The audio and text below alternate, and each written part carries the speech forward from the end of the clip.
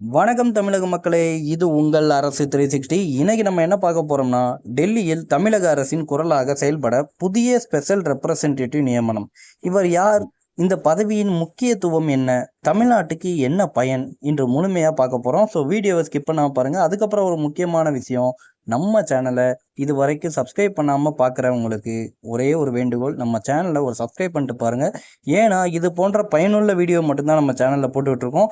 So கண்டிப்பாக video நீங்கள் பார்த்தது மட்டும் இல்லாமல் நம்ம சேனலை ஒரு சப்ஸ்கிரைப் பண்ணிட்டு அந்த பெல் பட்டனையும் கொஞ்சம் ப்ரெஸ் பண்ணி விட்டு போங்க. ஸோ ஃபஸ்ட்டு என்ன நடந்துச்சு அப்படின்றத பற்றி பார்ப்போமா. தமிழக அரசு டெல்லியில் மாநிலத்தின் நலன்களை மத்திய அரசிடம் வலியுறுத்தும் நோக்கில் புதிய ஸ்பெஷல் ரெப்ரசன்டேட்டிவ், அதாவது சிறப்பு பிரதிநிதின்னு சொல்லுவாங்க, அவங்கள நியமித்துள்ளது. இந்த பதவி தமிழக அரசுக்கும் மத்திய அரசுக்கும் இடையேயான தொடர்புகளை வலுப்படுத்தும் முக்கிய பொறுப்பாக கருதப்படுகிறது. அந்த ஸ்பெஷல் ரெப்ரசன்டேட்டிவோட பணி என்ன அப்படின்றத பற்றி பார்ப்போமா. இந்த பதவியில் இருப்பவர் தமிழக அரசின் கோரிக்கைகளை மத்திய அரசிடம் எடுத்து சொல்வார். மாநிலத்திற்கு வரவேண்டிய நிதி மற்றும் திட்டங்கள் குறித்து தொடர்ந்து பேச்சுவார்த்தை நடத்துவார். பல்வேறு அமைச்சகங்களுடன் ஒருங்கிணைந்து தமிழகத்தின் வளர்ச்சி திட்டங்களுக்கு உதவுவார். மத்திய அரசு மற்றும் தமிழக அரசுக்கும் இடையேயான நிர்வாக தொடர்புகளை எளிதாக்குவார். ஸோ இந்த நியமனம் ஏன் முக்கியமானது அப்படின்றத பற்றி இப்போ தெளிவாக பார்ப்போமா. ஸோ இந்த கட்டத்தை நீங்கள் கண்டிப்பாக ஸ்கிப் பண்ணாமல் பாருங்கள். ஏன்னா இது ரொம்ப ரொம்ப ரொம்ப ரொம்ப ரொம்ப முக்கியமான விஷயம். ஏன்னா இதை தெரிஞ்சுக்கிட்டா தான் நீங்கள் அந்த ஸ்பெஷல் ரெப்ரசன்டேட்டிவ் எதுக்காக வச்சுருக்காங்க அப்படின்றத பற்றி உங்களுக்கு தெரியும். ஸோ இப்போ அதுக்குள்ளே போகலாமா. தமிழகத்திற்கு பல முக்கிய திட்டங்கள் தற்போது மத்திய அரசின் ஒப்புதலுக்காக காத்திருக்கின்றன.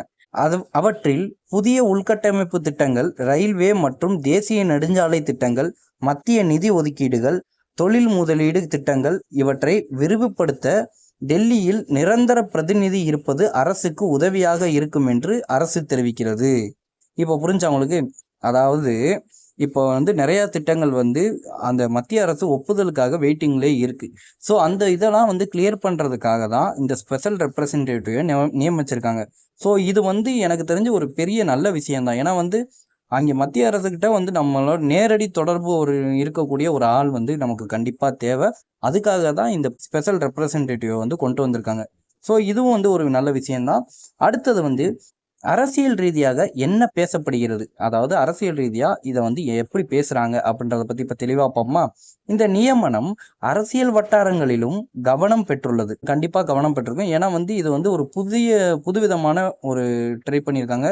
இது கண்டிப்பாக மக்களுக்கு ஒரு உதவும் வகையில் இருக்கும். ஏன்னா சீக்கிரம் திட்டங்கள்லாம் சரி பண்ண ஆரம்பிச்சிருவாங்க. அதாவது மாநில தரத்தில் ஒப்புதல் வாங்குறதுக்கு கொஞ்சம் லேட் ஆகும். அதை இவர் சீக்கிரம் பண்ணி முடிச்சு கொடுத்துருவாரு. ஸோ கண்டிப்பாக இது சீக்கிரம் திட்டங்களுக்கு இப்போ கொடுக்குற மாதிரி ஒரு விஷயத்த பண்ணியிருக்காங்க. ஸோ ரொம்ப நல்ல விஷயம். ஆதரவாளர்கள் இது தமிழகத்தின் உரிமைகளை வலியுறுத்த உதவும் என கூறுகின்றனர். எதிர்கட்சிகள் இந்த நியமனம் நடைமுறையில் எவ்வளவு பலன் தரும் என்பதை பொறுத்திருந்தே மதிப்பிட வேண்டும் என்று கருத்து தெரிவிச்சிருக்காங்க. ஸோ அவங்க சொல்றதும் ஒரு விஷயத்துல கருத்தான். ஏன்னா மத்திய அரசோட நேரடி தொடர்புல இருக்க ஒருத்தர் இதை எல்லாத்தையும் கரெக்டாக பண்ணுவாரா அப்படின்றத அவங்க பொறுத்திருந்தே தான் வாட்ச் பண்ணுவாங்க அப்படின்ற மாதிரி சொல்லியிருக்காங்க. பொறுத்திருந்தே நம்ம பார்ப்போம் அப்படின்ற மாதிரி ஒரு விஷயத்தை எதிர்கட்சிகள் கூறியிருக்காங்க. ஸோ மக்களே, டெல்லியில் புதிய ஸ்பெஷல் ரெப்ரசன்டேட்டிவ் நியமனம் தமிழகத்திற்கு அதிக நிதி, புதிய திட்டங்கள் மற்றும் மத்திய அரசுடன் சிறந்த ஒத்துழைப்பு ஏற்படுத்துமா? உங்கள் கருத்தை கீழே கமெண்ட்ல சொல்லுங்க. இது போன்ற தமிழக அரசு தொடர்பான முக்கிய அப்டேட்டுகளுக்கு நம்ம அரசு 360 சேனலை ஒரு சப்ஸ்கிரைப் பண்ணி வச்சுக்கோங்க.